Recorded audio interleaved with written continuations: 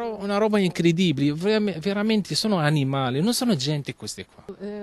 Dentro là, calci, pugni, tutto quanto, tutto quanto. Non abbiamo fatto niente a loro, niente, niente, niente. I marocchini aggrediti a Vittorio Veneto da un gruppo di ultras del Treviso dopo la partita di mercoledì scorso non riescono ancora a capacitarsi delle ragioni di tanta brutalità, se non l'aggressione a sfondo razziale. Nel frattempo i tifosi che sono stati identificati dagli agenti della Digos e dai carabinieri si sono rivolti ad un legale. Io ne ho sentiti una decina, non so quanti siano stati identificati da parte delle forze dell'ordine, ma il fatto di essere stati identificati chiaramente non significa necessariamente indagati. Sono stati identificati evidentemente per la presenza in loco. I 10 ultras hanno fornito all'avvocato la propria versione dell'accaduto. Non c'è stata nessuna autonoma aggressione, anzi sembrerebbe che a fronte di un tentativo da parte dei residenti del palazzo di venire alle mani con i ragazzi degli ultras,